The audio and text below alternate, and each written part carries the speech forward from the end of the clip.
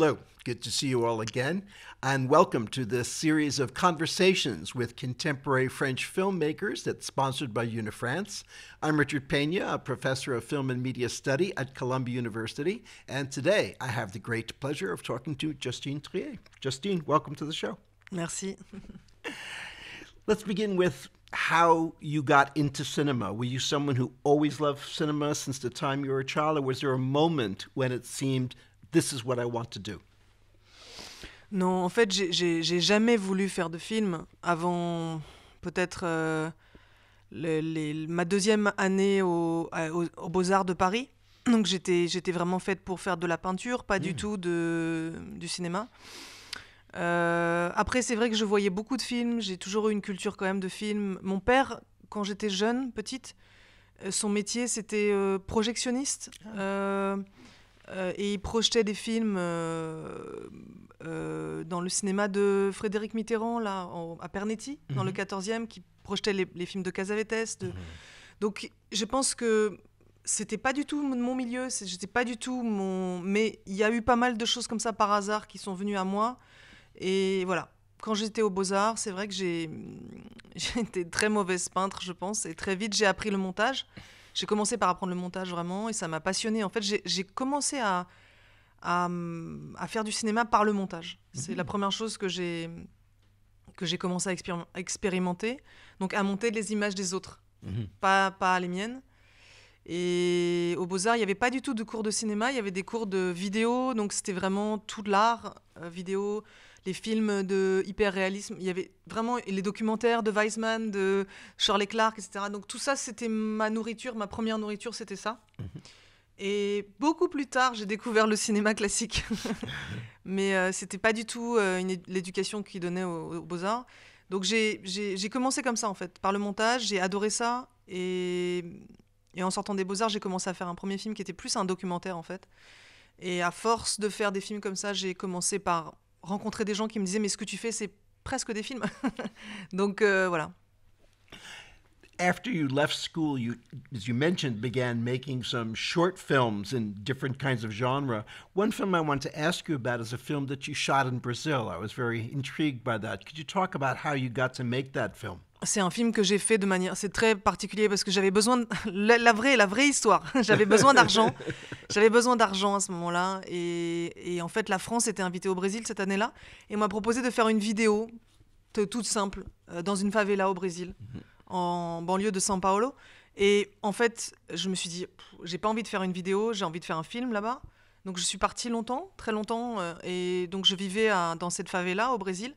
Et c'était un moment de ma vie très spécial. et c'est vrai que c'est la première fois que j'ai commencé à faire de la fiction pour moi, parce que j'ai commencé à demander aux gens de refaire ce qu'ils venaient de faire.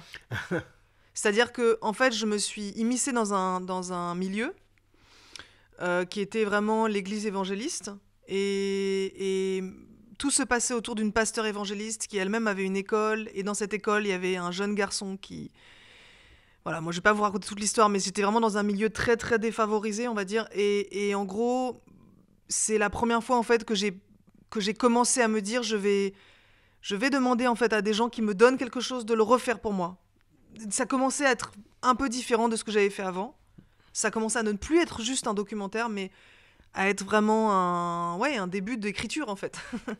Et suite à ça, je suis rentrée, j'ai monté le film pendant très longtemps. Ça a eu aucun succès.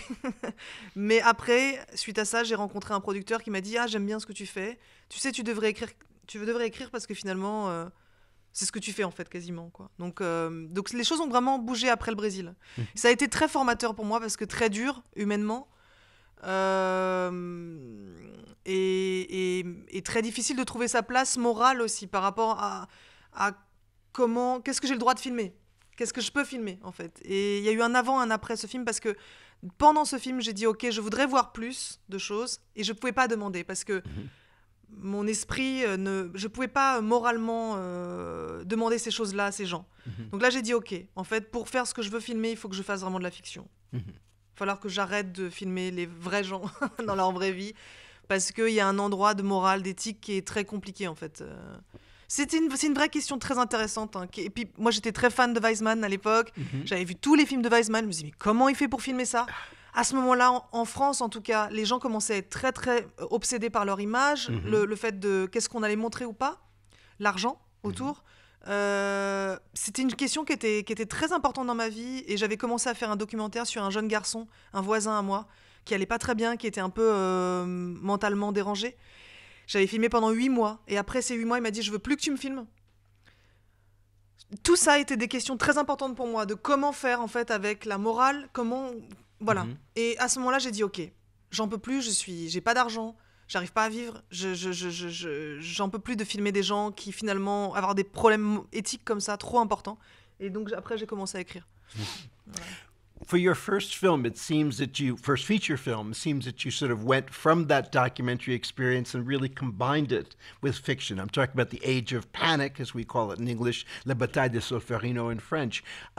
It was a film actually that reminded me of a film that I like very much, a film that came out in the late 60s called Medium Cool. It's a film by Haskell Wexler. J'ai pas vu. Okay. It's a film that was shot during the Democratic Convention in 1968, and he is trying to film a fiction at an event going on. But of course, perhaps you know, that event turned into a riot, a police riot, who attacked the demonstrator, and much of that is filmed. Wow. So anyway, I was wondering about your experience of filming a fiction in the middle of this enormous manifestation, you know, and what the kind of plan you had to go in to do that. I have to see that movie. Je l'ai pas vu, j'ai pas vu. Medium Cool, c'est le titre. Oui. Merci, ça m'intéresse beaucoup. Paradoxalement, c'est extrêmement préparé, parce que on peut pas faire autrement. Certaines personnes venaient me voir et me disaient « Tu as tourné tout en une journée ?» Are you crazy? Non, c'est pas possible. Non, c'était très prévu. Il y avait 7 caméras, 7 caméras dans la foule. Tout était très prévu parce que on jouait avec quelque chose de totalement imprévisible et de voilà. J'ai eu l'idée du film 1 an avant. Je crois que je venais juste d'accoucher de ma fille et j'avais vu un après-midi de chien, Dog Day Afternoon. C'est pas forcément un film que j'adore, mais je sais pas pourquoi j'étais en train de me dire ça traînait dans ma tête. Je me disais mais il faut que j'arrive à trouver quelque chose pour filmer Paris. Comment filmer la rue? Comment filmer ça sans autorisation pour trouver et puis il y avait quelque chose qui se passait dans l'air, quelque chose à ce moment-là politiquement qui était très différent d'aujourd'hui, qui était beaucoup plus mou, c'était avant qu'il se passe quelque chose vraiment. Mais on sentait qu'il y avait quelque chose qui... Bon, et moi ça m'intéressait à ce moment-là de filmer mon époque, vraiment de... Qu'est-ce qui se passe dans ma vie? Moi, j'ai quel âge? J'ai 30 ans. Qu'est-ce qui se passe maintenant en France? Et Paris est pour moi une forme de musée. C'est très compliqué de s'approprier Paris pour quelqu'un qui vient d'ici. Et souvent, je trouve les étrangers filment mieux Paris que nous. Et c'est toujours intéressant de voir d'ailleurs comment les étrangers aussi, comment les Français filment d'autres villes. Enfin, je trouve ça intéressant de... Mais pour nous, je sais que souvent les Français disent toujours la même chose, c'est compliqué de filmer Paris. Et à ce moment-là, voilà, l'idée est vraiment venue de filmer la ville et de filmer les élections. Et à ce moment-là, il y avait un compte à rebours, c'est-à-dire que moi, j'ai commencé à écrire en mai, et c'était 1 an après, il fallait écrire très très vite, et penser vraiment la forme. Et c'est vrai qu'on s'est dit, on va se servir du fait qu'on n'a pas d'argent. On n'a pas d'argent. Moi, j'avais 0 argent, vraiment, rien. Et on a tout monté en se disant, on va faire semblant d'être des journalistes et de filmer, voilà. J'avais déjà fait un film quelques années plus tôt, oui. Voilà, qui s'appelait Solferino en noir et blanc, qui était vraiment un documentaire sur aussi la rue de Solferino pour la campagne de Ségolène Royal. Donc c'était, je crois, les élections d'avant. Oui, c'est ça, c'était 5 ans avant, je crois. Et donc je connaissais très très bien le fonctionnement de la journée. Je voyais très bien toute la manière dont les journalistes se préparaient, etc. Et c'est vrai que c'était un spectacle génial à regarder. Et je me suis dit, il y a plein d'étrangers, la ville est remplie. C'est le bordel. Et si je racontais une histoire intime là-dedans, si c'était vraiment l'intime dans le public, en fait.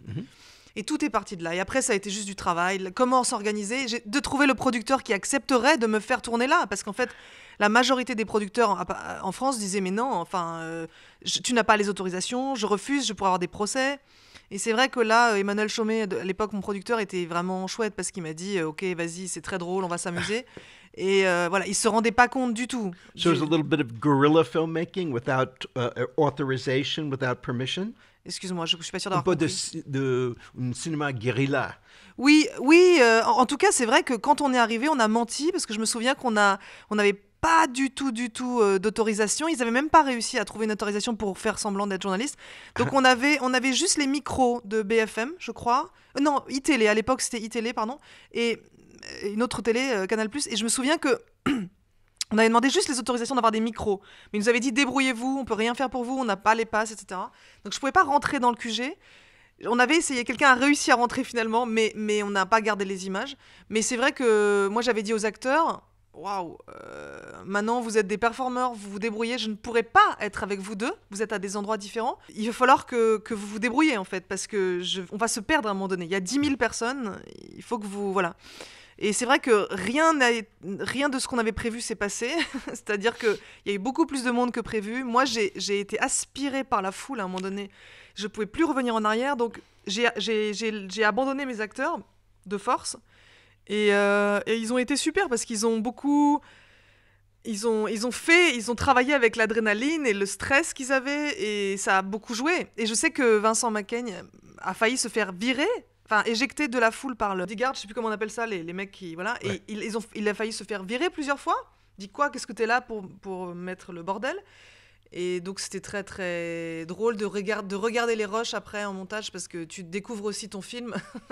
Voilà, mais c'était très préparé, toutes les caméras qui devaient filmer. J'avais dit, toi tu filmes l'écran, toi tu filmes Laetitia, toi tu filmes Vincent. Moi, tu filmes, voilà. Les enfants, les petits bébés, c'était fait en dehors. Juste une toute petite scène, mais sinon, après, c'était fait un autre jour. Voilà.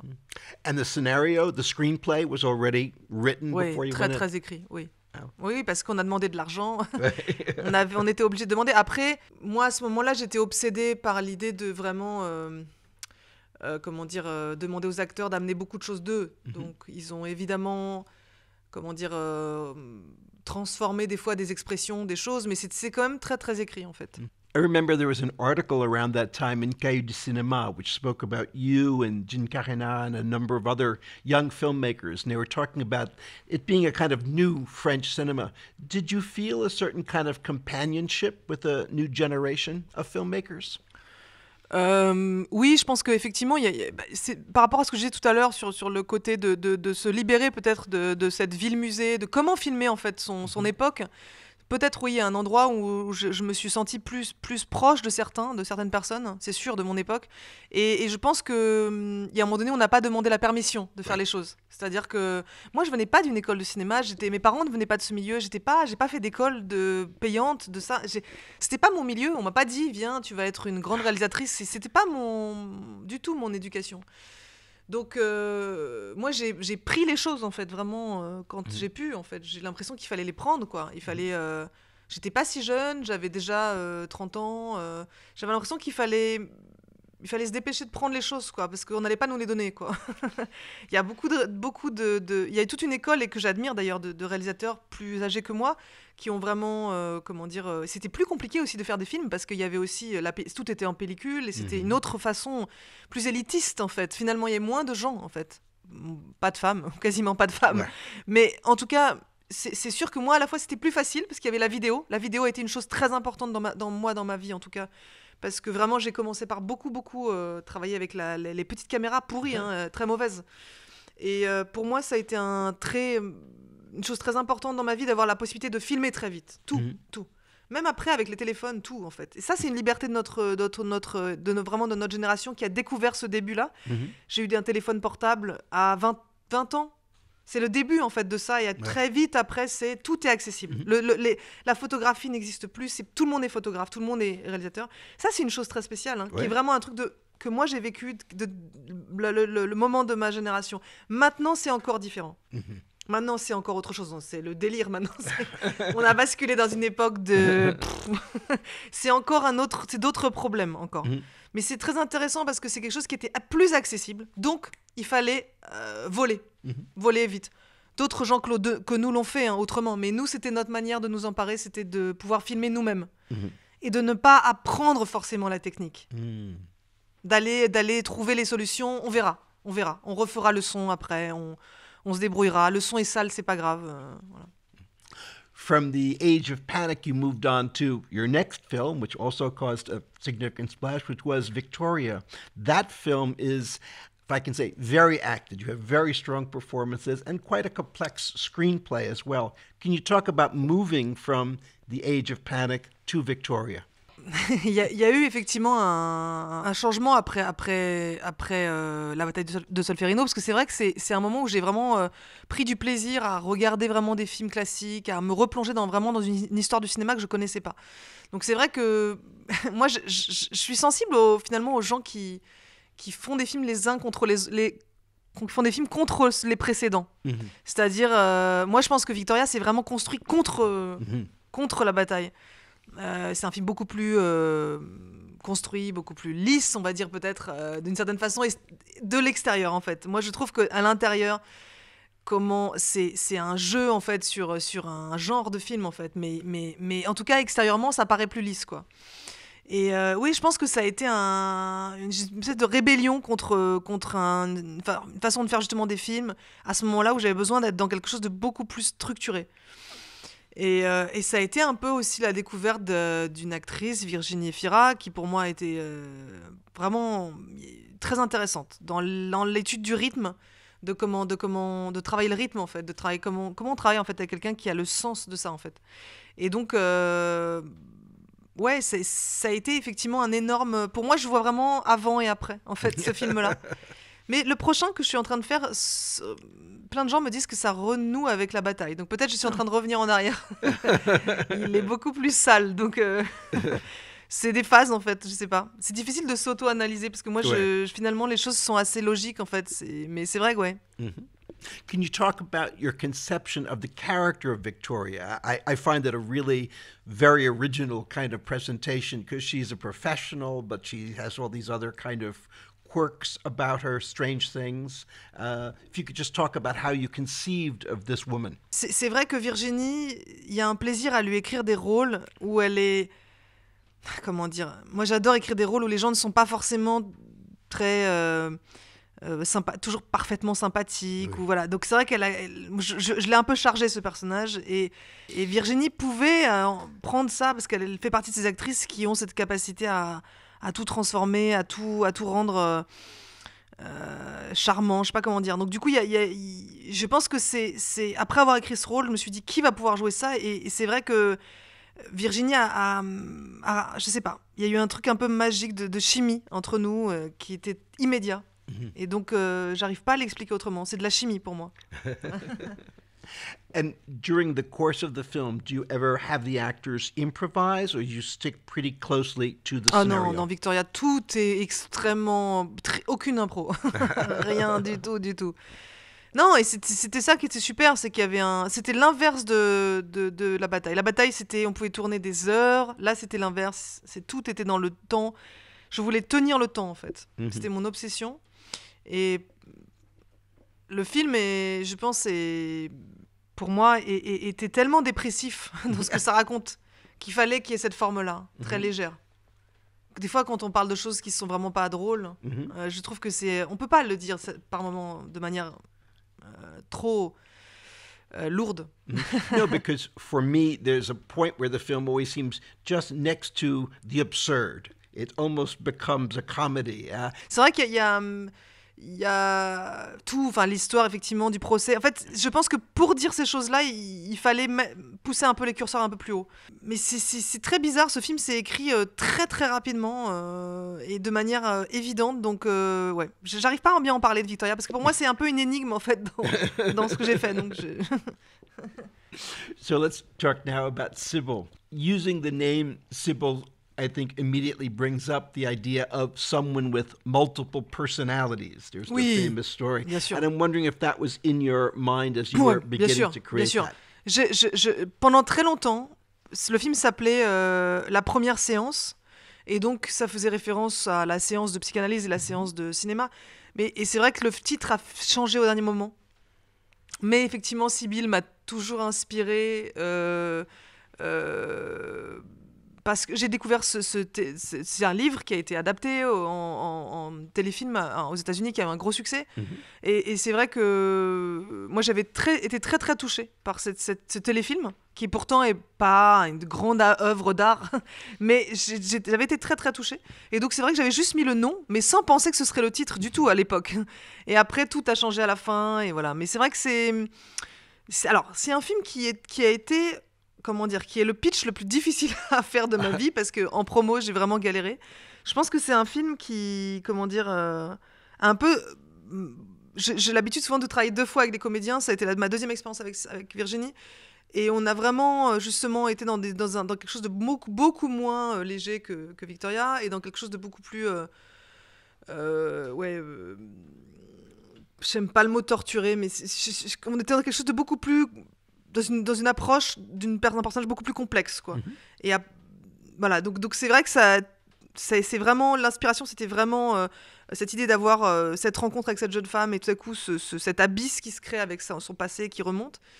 Et le film est imparfait. Moi, je l'adore, mais c'est vrai que c'est un film qui est pas... C'est intéressant, parce que dans la vie, en fait, on fait des films qui sont pas forcément les plus...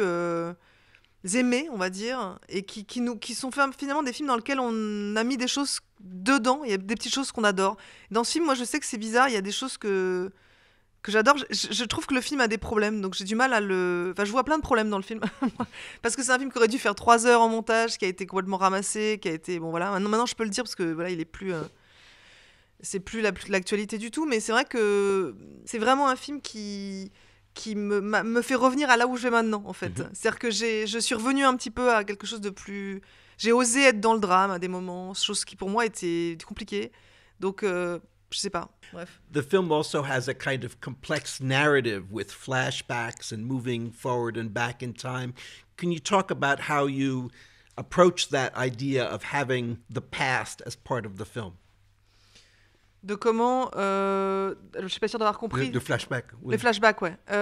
Oui, alors, l'idée, c'est une chose que je trouve toujours très compliquée, les flashbacks, parce que très utilisée, très déjà vue. Et moi, j'avais beaucoup de mal à pouvoir trouver la manière de le faire. Et c'est vrai que je voulais le faire de manière très organique et très sensorielle. Et c'est vrai que ça a été vraiment une réécriture au montage. Mais oui, le film est un...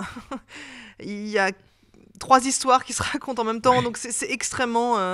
ça aurait pu être une série, en fait, en vrai, et je pense qu'on s'est confronté à des problèmes en montage à cause de ça.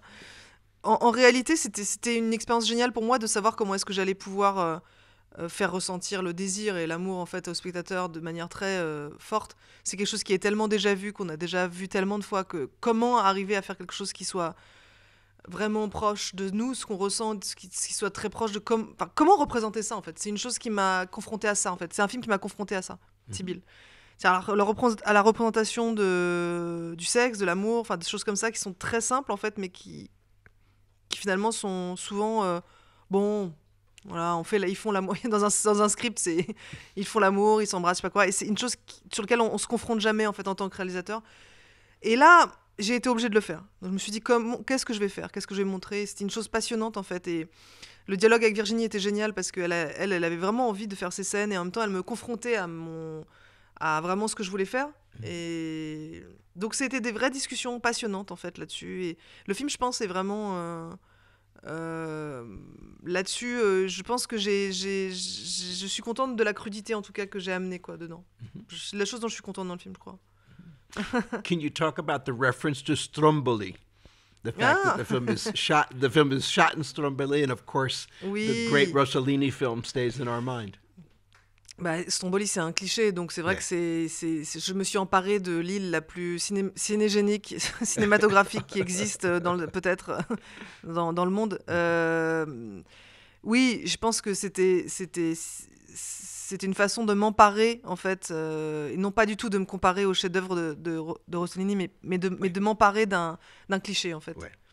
Donc, de déplacer mon personnage principal, qui est lui-même complètement en train de plonger dans la fiction, de le mettre dans cet endroit qui est la fiction même, en fait, c'était une façon de jouer avec ces codes-là, et ouais, je pense que ça a amené, en tout cas, cette idée de fiction très forte, de ce personnage qui se perd dans la fiction. Donc, Il y a eu à un moment donné une évidence.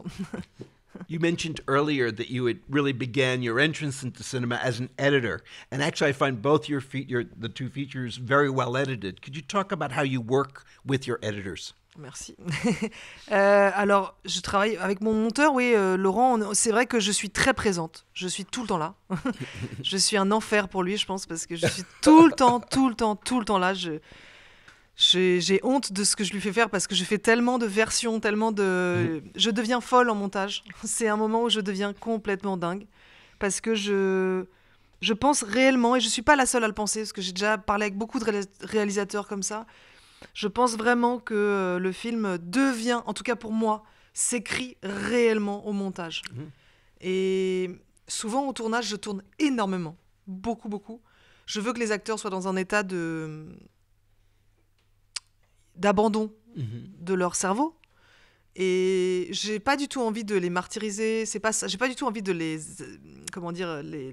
embêter, c'est juste qu'en fait j'ai besoin que le cerveau arrête de fonctionner souvent, et du coup d'être dans un esprit de logique en fait, et donc du coup on tourne beaucoup, donc le montage devient un endroit de parfois pas toujours de souffrance parce qu'il faut choisir, c'est le moment du choix en fait. Certaines personnes que je connais, j'ai un ami qui fait une prise par plan, donc il n'a aucun choix à faire en montage. Il sait qu'il va utiliser la seule prise qu'il a fait. Moi, c'est l'inverse, j'en ai fait 20, donc il faut choisir. Et c'est vrai que souvent, je fais faire des choses très différentes aux acteurs, des prises très drôles, très, très tristes. Je fais des gros écarts, en fait, dans ce qu'ils jouent, pour avoir la liberté au montage de vraiment pouvoir vraiment dessiner le film autrement, si jamais je sens que... Voilà. Et c'est ce qui permet des fois d'avoir des moments très drôles dans des situations très difficiles, des choses qu'on retrouve dans la vie, parce que moi, dans la vie, je trouve que voilà, j'ai vu des choses, on a tous vu des choses, en fait, totalement paradoxales, des gens, des fous rires dans des enterrements, des choses vraiment étonnantes. Et c'est vrai que ça, j'ai l'impression que sur un plateau de cinéma, souvent les gens nous disent oui, c'est ça le metteur en scène, il veut ça, il sait exactement ce qu'il veut, il dit exactement. Et souvent, moi, quand j'ai fait ça, quand j'ai essayé d'être comme ça, j'étais très déçue au montage. C'est-à-dire que souvent, moi, j'hésite au tournage, toujours j'hésite. Je dis ok, mais peut-être on va essayer ça quand même. Et c'est au montage que je n'hésite plus, en fait. Qu'à un moment donné, je dis ok, c'est ça le film. Mais c'est vrai que il n'y a pas de méthode, chacun fait comme moi, c'est ma manière à moi de trouver le film. Mais du coup, le montage devient extrêmement important. C'est un endroit vraiment de... Et étrangement, oui, c'est par là que j'ai commencé, et c'est là que vraiment je suis le plus précise, on va dire. Vraiment. Voilà. Going on what you just said about filming a lot, I'm wondering if you also rehearse with the actors. Do you have line readings, or how do you prepare before you actually have them on camera? Très peu de répétitions. Ça dépend avec qui, hein. Mais souvent j'ai peur des répétitions parce que j'ai toujours peur que ce soit mieux que sur le film. Donc voilà. Mais maintenant, en vieillissant, j'aime bien quand même les répétitions, parce que on va se dire les choses, les films coûtent très cher. Et des fois on trouve pas les idées, c'est pas vrai. Des fois on les trouve pas sur le plateau, et on les trouve vraiment en répétition. Donc c'est vrai que sur mon dernier film que j'ai tourné avec Sandra Hüller, qui est l'actrice principale, on a pas mal répété, et c'était bien, parce qu'en fait des fois on trouve des choses vraiment, et on dit ok, des fois humilité, la scène n'est pas bien écrite, c'est pas toujours la faute des autres, des acteurs, des fois c'est notre faute à nous, et on se rend compte en répétant vraiment beaucoup que ok, peut-être là je me suis plantée, la scène elle est là. Et puis c'est toujours pareil, c'est l'idée que les acteurs amènent des choses, les acteurs s'emparent. C'est pas l'idée de leur voler des choses, c'est l'idée que eux s'emparent du récit, comprennent. C'est même pas qu'ils comprennent, c'est qu'ils entrent en fait dans le film, en fait. Je crois pas du tout qu'on peut faire des films contre les acteurs, c'est impossible en fait. Déjà, je crois que ça fait vraiment des mauvais films. Je suis sûre d'avoir déjà moi travaillé comme ça mal avec des acteurs, parce que je travaillais contre. À un moment donné, il faut qu'il y ait l'acteur qui... C'est aussi l'acteur, hein, qui doit lui-même oublier qu'est-ce que c'est le personnage. On s'en fout, en fait, du personnage, c'est toi, en fait.